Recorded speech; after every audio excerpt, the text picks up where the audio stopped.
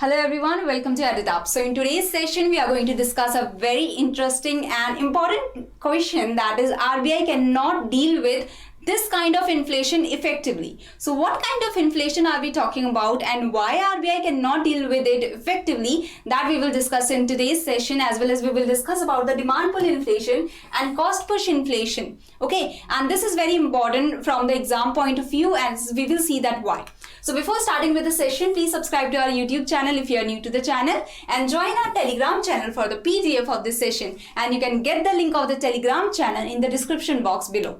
So this is why that this question, or demand pull inflation or cost push inflation, is very important, because in the previous year question of RBI grade B 2019 it was given, and if you know these kind of inflation, then only you will be able to give the answer correctly. Okay, so now as we have to discuss that why cannot RBI deal effectively with this inflation, you will get to know that what inflation we are talking about and why RBI cannot deal with it effectively by the end of the session. Okay, so before that we will need to understand, first of all, let's understand inflation.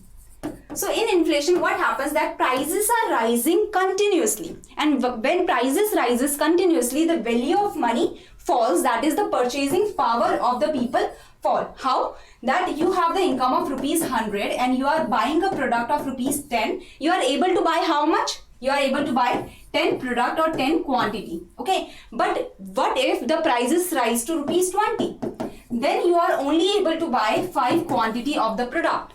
Okay, that is when the prices are continuously rising in the economy, then the value of money has decreased. The same value of money, the same quantity amount of money, that is rupees 100, is able to buy less of the product. That is, your value of money has reduced, that purchasing power has reduced, as with the same amount of money you are able to buy less of the product. So this is inflation, as continuously the prices are rising in the economy, your value of money is falling, your purchasing power is falling.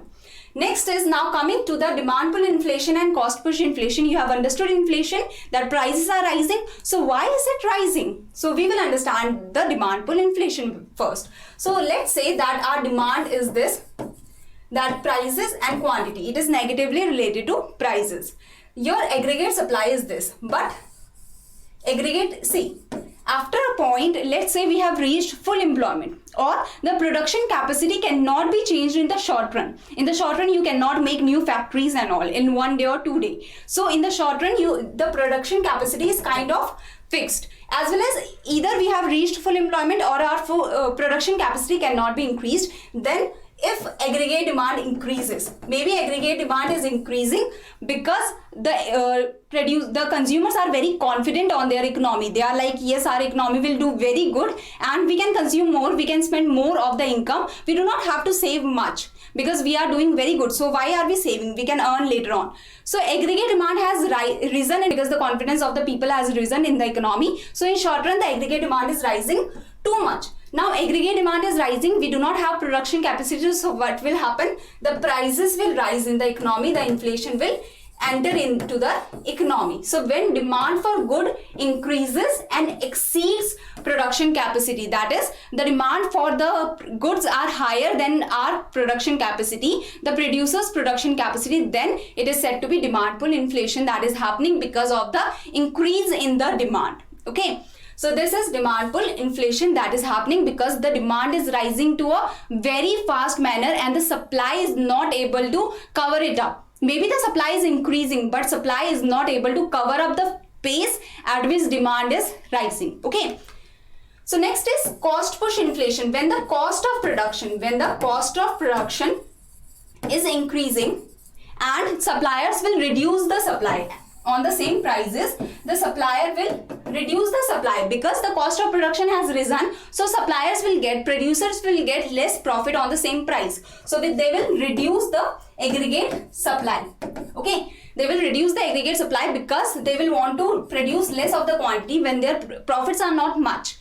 Here, if we see the aggregate demand also, that is, now the suppliers will try to do what? They will try to push the cost of production, they will try to push the higher cost of production to the prices of to the consumers. So when production cost rises and the producers pass the increase to the consumers, so they raise the prices of the goods that is going to the consumers. Cost of production means wages. Maybe union workers are coming together and demanding higher wages, or the raw materials prices has increased, the input prices has increased. So they will want, the suppliers will shift the cost of production, the rise in the cost of production to the rise in the prices of the goods. So this is how this works. Okay, the aggregate supply will shift to the left. In the demand pull, what is happening? The rising aggregate demand is there. In the cost push, due to the cost of production, the aggregate supply curve is shifting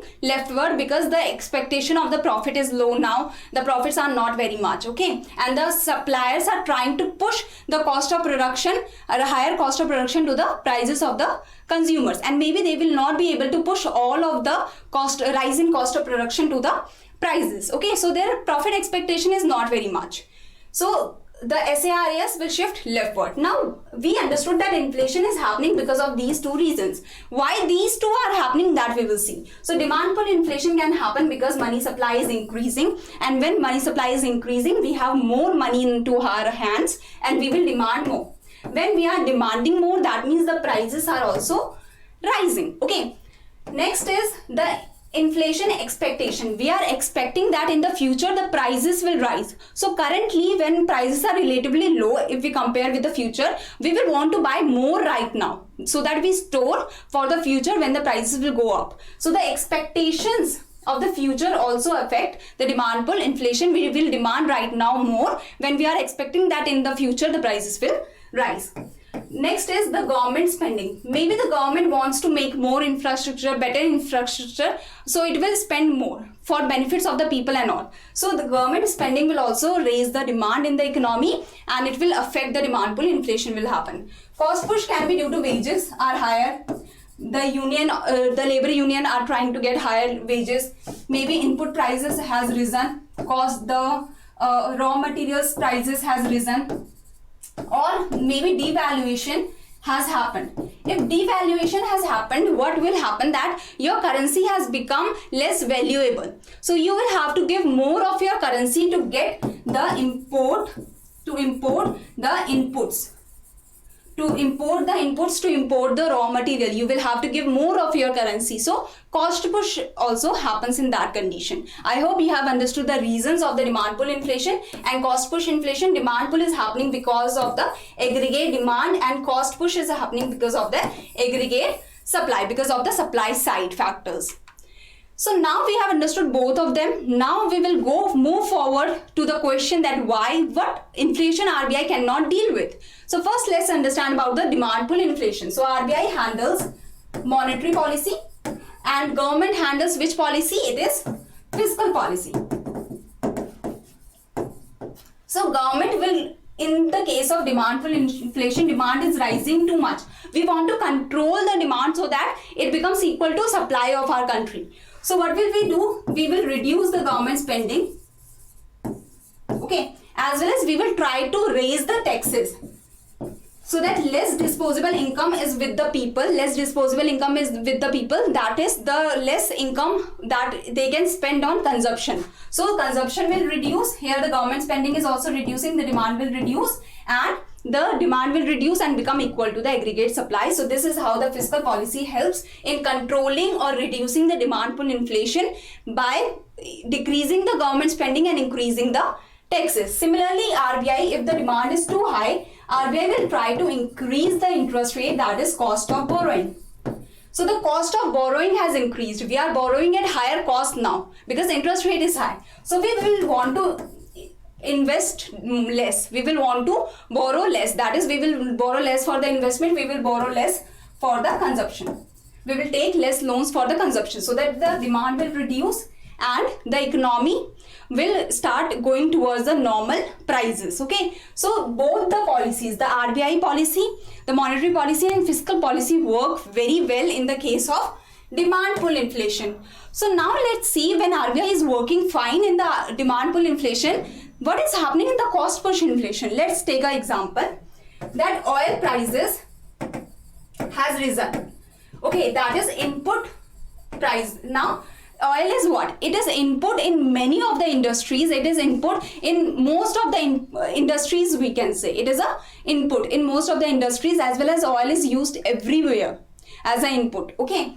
It is used in logistics, it is used in transportation, so that is also adding up to the cost of production. It is also adding up to the cost of the product. Okay. So it is an input. Now if its prices are rising, that means prices of the goods in our economy is also rising, because oil prices are affecting all of the economy. So the good product prices are also rising. So when it is rising, the demand will fall, and when the demand will fall, then if the cost push, like RBI is trying to control cost of inflation, what will happen? That RBI will try to increase interest rate, because RBI instrument is what? To increase interest rate to decrease the inflation. So RBI will try to increase the interest rate and decrease the investment and decrease the consumption. So when the RBI is trying to increase the interest rate to decrease the investment, to decrease the consumption, the inflation will reduce, of course, because we are demanding less now. Okay, but inflation will reduce, but what will happen? That the demand will further reduce. So demand is already reducing, and due to RBI's step, the demand will further reduce, and we will go into a recessionary phase if this continues. So the problem with using higher interest rates is that, or we can say the problem with using RBI's policy is that, although it will reduce inflation to some extent, it could lead to a big fall in GDP and lead to recession. If RBI follows its monetary policy of increasing the interest rate to reduce the inflation, what will happen? That the GDP will reduce, the recession will grow too much, or recession will deepen too much, and maybe depression will come into the economy. And that's why it is said that RBI should not follow the monetary policy, should not control cost push inflation. RBI is not very effective, should not deal with the cost push inflation.